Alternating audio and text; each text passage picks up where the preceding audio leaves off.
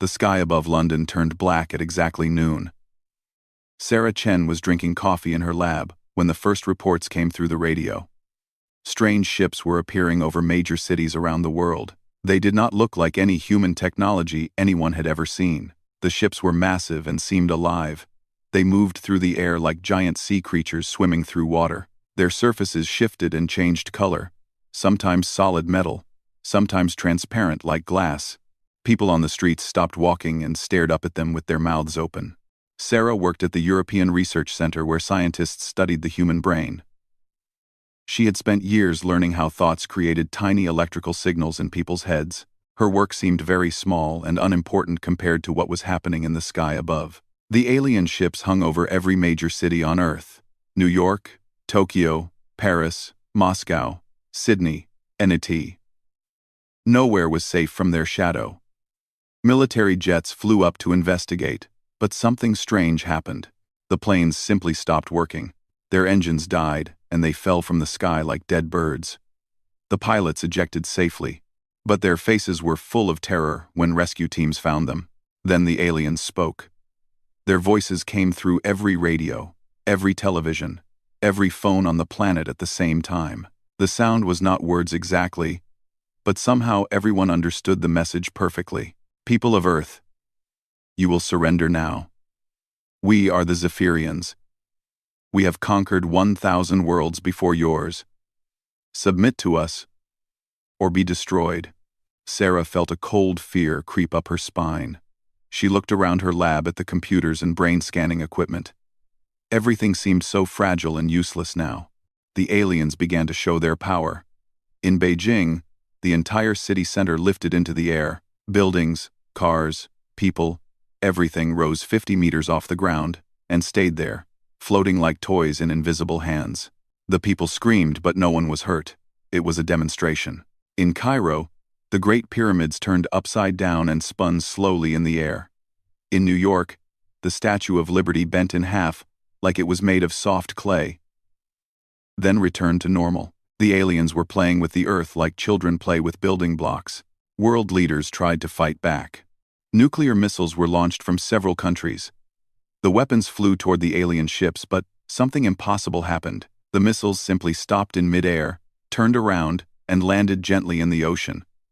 The aliens had not even noticed them. Sarah watched the news reports with growing horror. The aliens seemed to control everything. They could move objects without touching them. They could stop machines from working. They could even control the weather. Dark clouds gathered over cities and lightning flashed when the aliens wanted to make a point. The President of the United States appeared on television. His face was pale and his hands shook as he spoke. We are attempting to negotiate with these visitors. All military forces are standing down. Citizens are advised to remain calm and stay in their homes. But Sarah knew that staying calm would not save them. She had read reports about what happened to the other worlds the aliens had conquered. The planets became slave colonies. The people worked in mines and factories for their new masters. Their culture, their art, their freedom, everything was lost. Sarah's phone rang. It was her colleague Marcus from the physics department. His voice was urgent and excited, despite the terrible situation. Sarah, you need to come to my lab right now. I think I found something important about these aliens. It has to do with your brain research. Sarah grabbed her coat and ran through the empty corridors of the research center. Most people had gone home to be with their families. She found Marcus standing in front of a wall covered with equations and computer screens showing wave patterns. Look at this, Marcus said, pointing at the screens. I've been monitoring the electromagnetic fields around the alien ships. Every time they use their power to move something, they create these specific wave patterns. Sarah studied the displays. The patterns looked familiar, but she could not remember where she had seen them before. These waves are not random, Marcus continued. They are perfectly ordered. Like a computer program or a mathematical formula. But here's the strange part.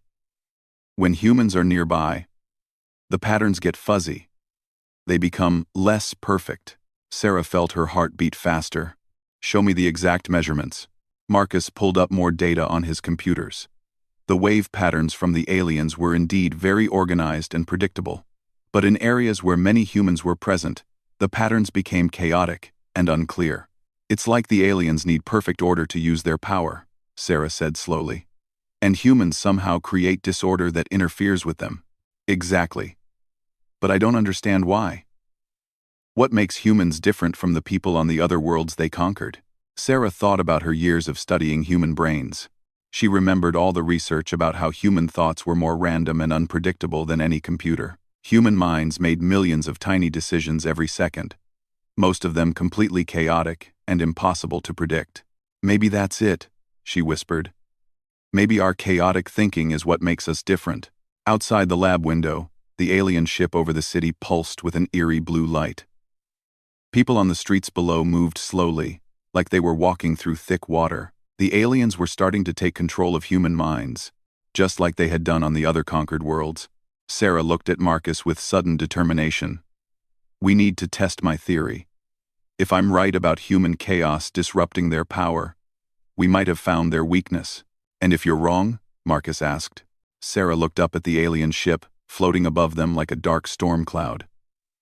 Then we have about 24 hours before we become their slaves, like everyone else. The two scientists began working frantically as the alien ship cast its shadow over their lab, and the city below fell under the control of the Zephyrians. Sarah and Marcus worked through the night in their underground lab. Above them, the alien ship continued to pulse with blue light. They could hear the city getting quieter as more people fell under the aliens' mental control. Sarah connected her brain monitoring equipment to the computers that tracked the alien energy patterns. She had studied human brains for 10 years and knew they were different from any other creature on Earth. Human thoughts jumped around randomly, making connections that seemed crazy but sometimes led to amazing discoveries. Put this headset on, Sarah told Marcus. I want to measure your brain activity while the aliens are using their power. Marcus sat down and Sarah attached the sensors to his head. On her computer screen, she could see the electrical patterns from his brain. They looked like a wild thunderstorm, chaotic lines shooting in all directions with no clear pattern. At the same time, Marcus's other equipment showed the alien energy waves from the ship above. Those waves were perfectly smooth and organized, like gentle ocean waves on a calm day. Now think about something complicated, Sarah said. Try to solve a math problem while also remembering what you had for breakfast. Marcus closed his eyes and concentrated. On Sarah's screen, his brain patterns became even more chaotic.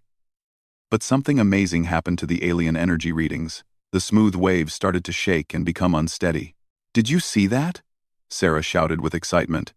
Your thinking actually affected their energy patterns. Marcus opened his eyes. But I was just thinking about breakfast and math. How could that possibly affect alien technology? Sarah stared at the data on her screens. She was beginning to understand something that could change everything. Marcus, what if human brains work in a way that no other species does? What if our random, chaotic thinking creates some kind of interference with their power? She pulled up files from her research about human evolution. Humans had evolved on Earth in a very unusual way. Other animals followed predictable patterns, but humans developed strange abilities like imagination, humor, and creativity. Human brains made millions of random connections every second. Look at this, Sarah said, showing Marcus her research data. Human neural activity operates on quantum principles. Our thoughts exist in multiple states at the same time until we make a decision. It's like our brains are quantum computers that run on controlled chaos. Marcus frowned. But why would that matter to the aliens? Sarah pulled up the information they had about the conquered worlds. She had hacked into military databases to learn more about the aliens' previous victories. Every species they had defeated showed the same characteristics. Their thoughts were logical, predictable, and organized. Every other species thinks in straight lines, Sarah explained. Their minds follow clear patterns that the aliens can read and control. But human minds are quantum chaos engines. We think about 17 different things at once, and somehow make it work. She showed Marcus brain scans from humans compared to dolphins, chimpanzees, and even elephants. All other Earth creatures had organized thought patterns. Only humans had the crazy, random brain activity that looked like electrical storms. The aliens conquered those other worlds because they could predict and control how those species think, Sarah continued. But they can't predict chaos. They can't control something that doesn't follow any rules. Marcus was getting excited now. So, you're saying that what makes humans seem crazy and unpredictable is actually our secret weapon? Exactly. We're not just random. We're quantum random. Our thoughts exist in multiple possibilities at the same time. The aliens' power depends on order and predictability. Human chaos disrupts that order at a fundamental level. Sarah ran more tests through the night. She had Marcus think about different things while monitoring both his brain and the alien energy patterns.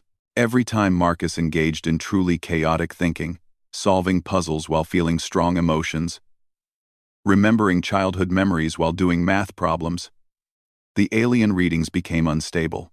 By morning, Sarah had confirmed her theory. Human consciousness operated on principles of quantum uncertainty that created natural interference with the aliens' technology. But one person's chaotic thinking was not enough to seriously disrupt their power. "We need more people," Sarah told Marcus. "A lot more people. If we could get thousands or millions of humans all thinking chaotically at the same time," Marcus understood immediately. "We could create a massive interference field, like jamming their signal," Sarah nodded. "But it would have to be coordinated perfectly. Everyone would need to start at exactly the same time and follow a specific pattern of chaotic thinking." They spent the morning developing what Sarah called the Neural Cascade Protocol. It was a sequence of mental exercises designed to maximize quantum chaos in human brains. People would solve complex puzzles while experiencing strong emotions, recall traumatic memories while performing calculations, essentially turning their minds into quantum noise generators. The protocol was carefully designed to last exactly 50 seconds. Sarah's calculations showed that this was the optimal time to create maximum interference while preventing the aliens from adapting or retreating to a safe distance. "But how do we get this information to everyone on Earth?" Marcus asked. "The aliens control most of our communication systems now." Sarah looked out the window at the city above. Many people moved like robots, following the aliens' mental commands. But she noticed that some people still walked normally. The aliens had not taken complete control yet. "We use the old networks," Sarah said. "Ham radio, emergency broadcasts, word of mouth. We get this protocol to every free human on the planet." Marcus was worried. "Sarah, if this doesn't work, we'll have revealed our only advantage. The aliens will know we can interfere with their power." Sarah looked at the data showing more and more humans falling under alien control every hour. Soon there would be no free humans left to attempt their plan. "If we don't try this, we become slaves anyway," she said firmly. "At least this way we have a chance." They began transmitting the Neural Cascade Protocol through every available channel. Ham radio operators picked up the signal and spread it further. Emergency services that were still free shared the information. Parents taught the sequence to their children. Survivors in the floating cities memorized the timing. Sarah included detailed instructions with the protocol. Everyone needed to understand that they would be weaponizing their own chaotic thoughts. They would turn their minds into quantum storms that could save humanity or doom it forever. The plan was desperate but precise. At exactly 2:23 p.m. Greenwich Mean Time, every free human on Earth would begin the sequence. They would have exactly 50 seconds to generate enough quantum chaos to break the aliens' power. As Sarah and Marcus prepared to broadcast the final countdown, they looked up at the alien ship still floating over their city. In a few hours, they would discover if human chaos was truly humanity's greatest weapon, or if Earth would join the list of conquered worlds, floating silent and controlled under alien rule. The message spread across Earth like wildfire. In hidden basements, people huddled around old radios listening to Sarah's instructions. The Neural Cascade Protocol was simple enough for a child to understand but complex enough to create the quantum chaos they needed. Sarah had broken the protocol into easy steps. First, people had to think about the most difficult math problem they could imagine. Second, they had to remember their happiest childhood memory. Third, they had to feel their deepest fear, all at the same time. for exactly 50 seconds. In Tokyo, grandmother Yuki Tanaka listened to the crackling radio in her apartment, while her grandson Hiro wrote down the instructions. The alien ship floated outside their window like a dark cloud. Many of their neighbors moved like sleepwalkers, controlled by the alien's power. "Grandmother, this sounds crazy," Hiro whispered. "How can thinking chaotic thoughts fight alien spaceships?" Yuki looked at her grandson with tired but determined eyes. "Sometimes, Hiro, crazy is exactly what the world needs." Across the ocean in New York, Dr. James Rodriguez hid in the subway tunnels with 50 other people. The underground was one of the few places the aliens had trouble reaching with their mind control. James was a psychiatrist who understood how human emotions worked. He helped teach the other survivors how to feel multiple strong emotions at once. "Remember," James told the group, "this isn't just about thinking. We need to feel everything at maximum intensity. Love, fear, anger, joy, all mixed together into emotional chaos." In the floating city of Beijing, Professor Li Wei had memorized the protocol and was teaching it to the children trapped in their floating school. The children were scared but excited. They did not fully understand the danger, which made their minds even more chaotic and unpredictable. "Teacher Li," asked 8-year-old Mei Lin, "why do we have to think about scary things and happy things at the same time?" Professor Li smiled sadly.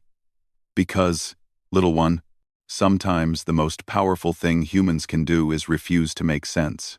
Around the world, the free humans prepared. In the Amazon rainforest, indigenous tribes who had never seen computers or radios heard the message from travelers. They understood it perfectly. Their shamans had always known that chaos and order must balance each other. In the frozen research stations of Antarctica, scientists calculated timing differences to ensure everyone would begin at exactly the same moment globally.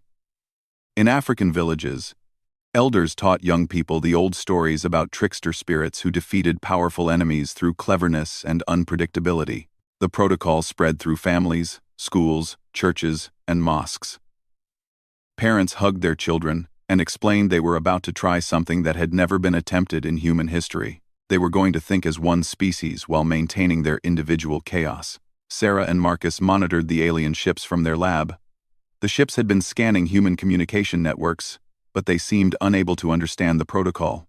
The aliens' ordered minds could not comprehend instructions that deliberately created disorder. "They're trying to analyze our message," Marcus reported, watching the energy patterns from the alien ship.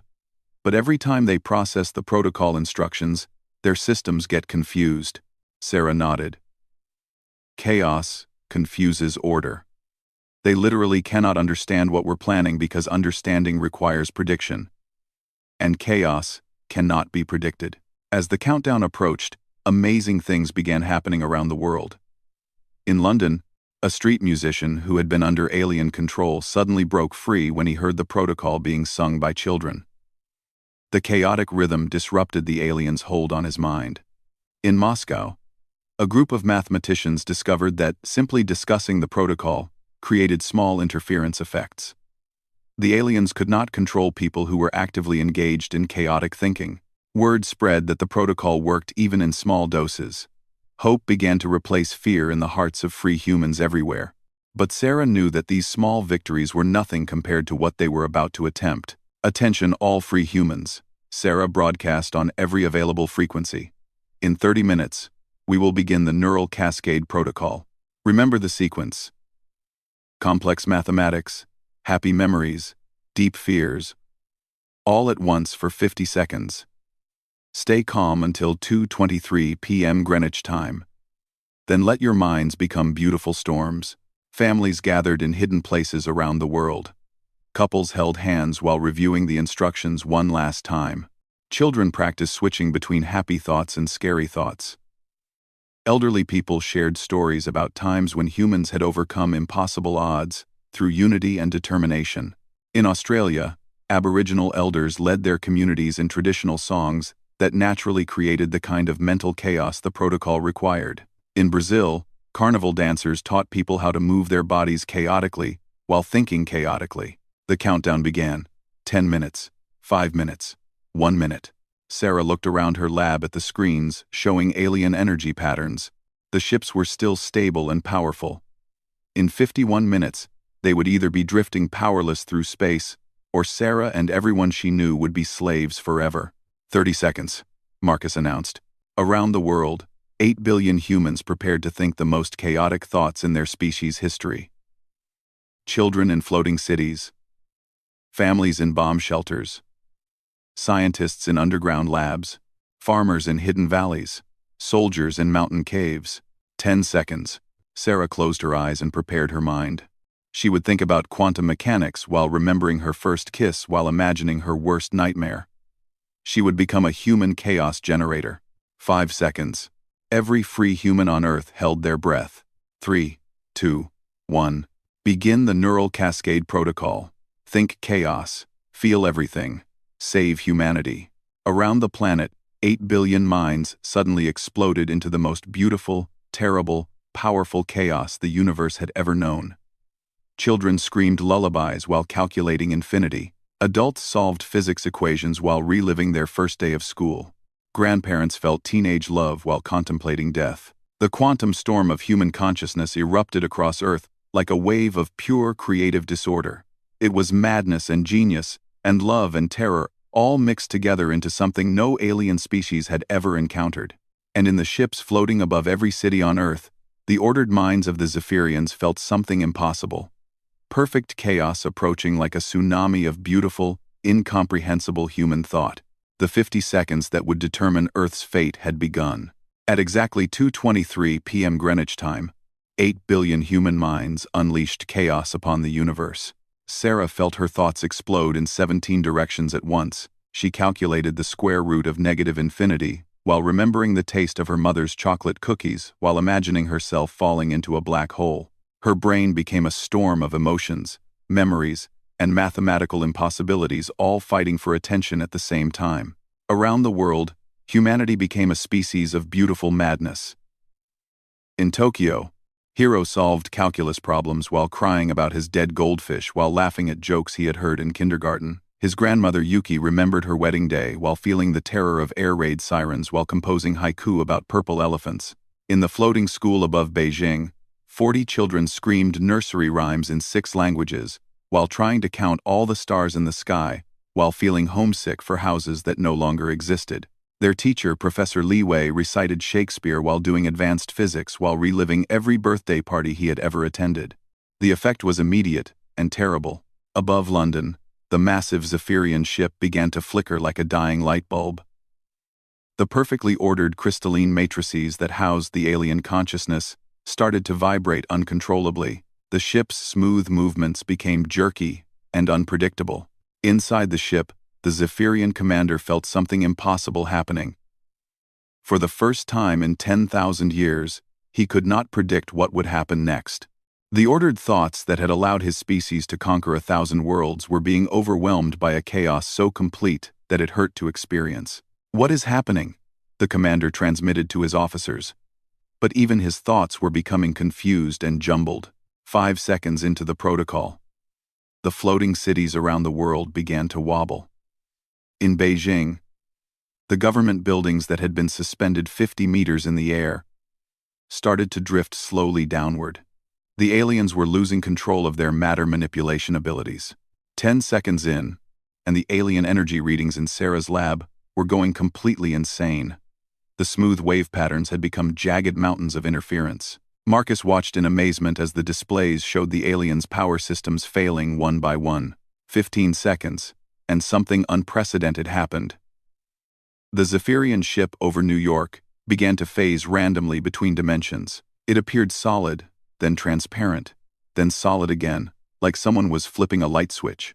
The aliens' phase control technology could not handle the quantum uncertainty radiating from 8 billion chaotic human minds.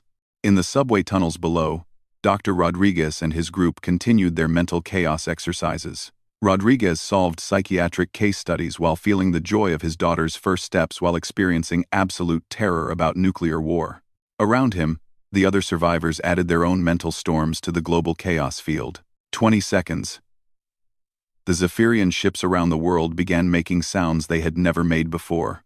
High-pitched whines and electronic screams echoed across the sky as their ordered systems tried to process the impossible input from human consciousness.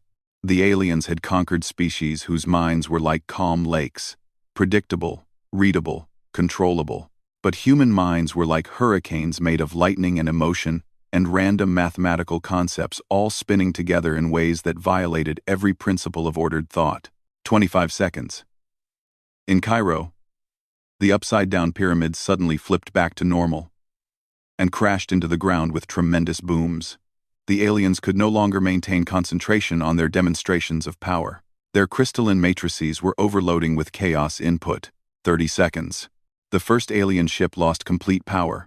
Above Sydney, the massive vessel went dark and began falling slowly toward the ocean. Its crew transmitted desperate messages to the other ships, but their communications were filled with electronic screams of confusion and fear. In her lab, Sarah felt blood running from her nose as she maintained her chaotic thinking pattern. The mental effort of holding multiple impossible thoughts was physically painful, but she could see on her monitors that it was working. The alien energy signatures were collapsing worldwide. 35 seconds. The ship over Tokyo began spinning out of control. Grandmother Yuki and Hiro watched from their apartment window as the vessel that had terrified them for days now tumbled through the sky like a broken toy. The aliens inside were experiencing something their species had never felt before: complete cognitive confusion. 40 seconds. All around Earth, the floating cities were coming down. Beijing descended slowly like a giant elevator. Parts of London lowered gently to the ground. The aliens had lost all ability to manipulate matter at a distance. Their ordered minds could not function in the quantum storm of human chaos. In the Amazon, indigenous shamans danced while calculating prime numbers, while remembering the smell of their first hunt. In Antarctica, researchers recited poetry while solving climate models while feeling childhood fears of monsters under the bed. Every human on Earth had become a contributor to the greatest act of controlled madness in cosmic history. 45 seconds. The Zephyrian commander made a decision that his species had never made before in 10,000 years of conquest. He sent the retreat signal. Emergency phase jump. All ships evacuate immediately. The Chaos Bringers are real. The legends were true. This species is impossible to control. 47 seconds. Above Earth's major cities, the alien ships began preparing for emergency jumps to distant dimensions. Their crystalline matrices were fragmenting under the assault of human quantum uncertainty. Several ships were already drifting powerless toward the ground. 48 seconds. The ship over London made a sound like screaming metal and vanished in a flash of blue light. The ship over Moscow followed a moment later, its emergency phase jump so hasty that it left behind pieces of itself that crashed into the city. 49 seconds. All around the planet, the surviving Zephyrian ships were evacuating in panic. The species that had terrorized 1,000 worlds was fleeing in terror from a species they could not understand or control. 50 seconds. Sarah opened her eyes and stopped the chaotic thinking pattern. Around the world, 8 billion humans gradually allowed their minds to return to normal. The quantum storm of consciousness began to calm. The sky above every major city on Earth was empty. The alien ships were gone, fled to distant dimensions where they would nurse their wounds and try to understand what had happened to them. In her lab, Sarah looked at Marcus with exhausted amazement. They had done it. Humanity had defeated a galactic empire using nothing but chaotic thoughts and emotional confusion. The Chaos Bringers, Marcus repeated the alien's final transmission. That's what they called us. Sarah smiled despite her exhaustion. Maybe that's exactly what the galaxy needed. A species so unpredictable that tyrants can't control them. Above Earth, the stars shined brighter than they had in days. Humanity had won their freedom not through weapons or technology, but through the one thing that made them uniquely human: their beautiful, impossible, chaotic minds. The 50 seconds that saved Earth were over. But the legend of the Chaos Bringers had just begun. 3 weeks after the 50 seconds that changed everything, Sarah Chen stood in what used to be her small laboratory. Now it was the center of the newly formed Chaos Coalition headquarters. Representatives from 47 different worlds had traveled to Earth, all wanting to meet the species that had broken the Zephyrian Empire. The first alien visitor had arrived just 5 days after the invasion ended. The ship was small and moved cautiously, transmitting peaceful messages in broken English that someone had clearly learned very quickly. When the ship landed in a field outside London, the being that emerged was nothing like the energy-based Zephyrians. Korth looked like a large blue lizard who walked on 2 legs. He wore simple clothes and carried what appeared to be gifts, crystalline artwork, and musical instruments from his home world. When he saw Sarah, he did something completely unexpected. He knelt down and began to cry. "Thank you," Korth said in his careful English. "My world, my people. We have been slaves for 300 years. The mind controllers made us work in their factories, think only what they wanted us to think. When their ships went silent, when they fled, we knew something impossible had happened. We knew." Sarah helped Korth to his feet. "How did you know it was us?" Korth's large eyes sparkled with what looked like laughter. "The Zephyrians sent one message across the galaxy before they disappeared into the far dimensions. Beware the Chaos Bringers, the species that thinks impossible thoughts. Every enslaved world heard it. Every free world heard it. You have become legend already." Over the following weeks, more ships arrived. Each one brought former slaves of the Zephyrian Empire. Tall, elegant beings from crystal worlds. Small, furry creatures from forest planets. Aquatic species who needed special water suits to visit Earth's surface. All of them had the same story. The Zephyrians had conquered them because their species thought in predictable patterns. Their minds followed logical paths that the energy beings could read and control. But when Earth's quantum chaos storm hit the galaxy, it broke every Zephyrian control system simultaneously. Dr. Marcus had spent weeks analyzing the alien technology left behind by the fleeing Zephyrians. Their entire civilization was based on order and predictability, he explained to Sarah. They could only control species whose thoughts followed clear patterns, but human consciousness operates on quantum uncertainty principles. We think in ways that cannot be predicted or controlled. 12. The visiting aliens were fascinated by human thought processes. A delegation of mathematicians from the world Axiom Prime spent days studying how humans could solve problems through intuition and random leaps of logic. They were amazed that humans could be completely wrong about something 99 times, then suddenly discover the correct answer through pure creative chaos. "Your species thinks sideways," explained Vex, a tall alien mathematician with 4 arms and silver skin. "When we face a problem, we calculate all possible solutions in order. When humans face the same problem, you imagine 17 impossible solutions and somehow find the right answer hidden in the impossibility." Sarah found herself appointed as Earth's first galactic ambassador, a job she had never wanted but accepted because someone had to do it. Her first major task was helping organize the Chaos Coalition, a defensive alliance of former Zephyrian slave worlds. The coalition had a unique purpose. They were not trying to conquer anyone or build an empire. Instead, they wanted to make sure that no species could ever again dominate the galaxy through mental control. And humanity was the key to that protection. "We need human teachers," explained Captain Zara, a warrior from the liberated world of Crimson Falls.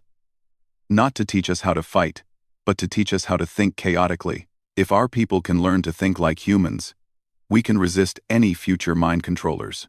Sarah was skeptical. "You can't just teach chaos.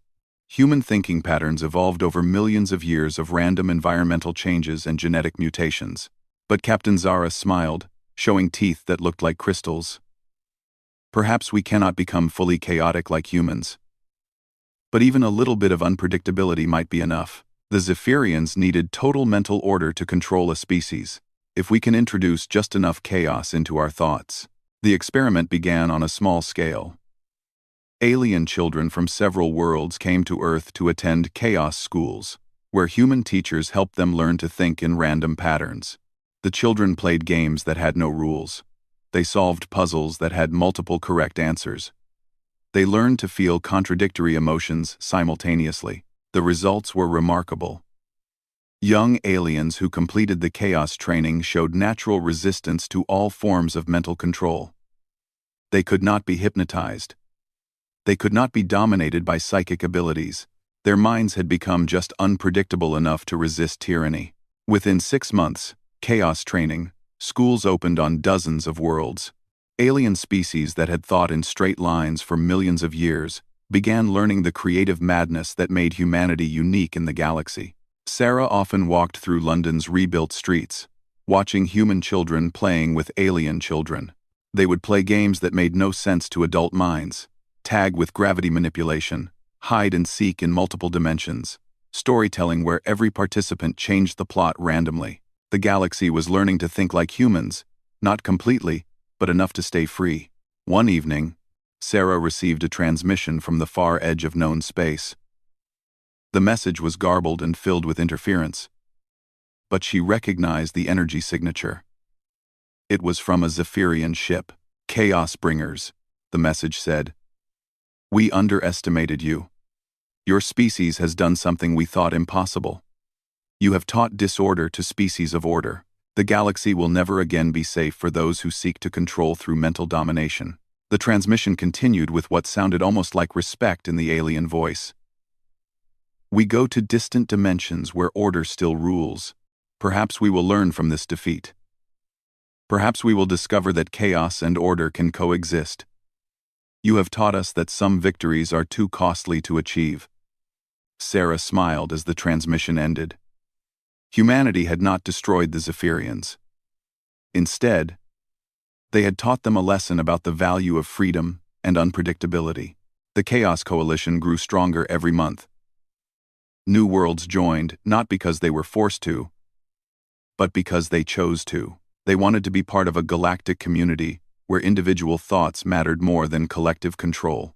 Earth became known throughout the galaxy as the Chaos Garden, the world where impossible thinking flourished, and freedom was taught to anyone willing to learn. Human teachers traveled to distant stars, showing alien children how to dream ridiculous dreams and solve problems through creative confusion. Years passed. The galaxy changed. Wars became less common because species that thought chaotically were harder to manipulate into fighting each other. Art and music flourished as aliens learned to express themselves in random, beautiful ways. Scientific discoveries accelerated as researchers learned to make intuitive leaps instead of following only logical progressions. Sarah, now much older, stood in her garden behind the Chaos Coalition headquarters. Alien flowers grew next to Earth roses in patterns that followed no biological rules, but somehow created perfect beauty.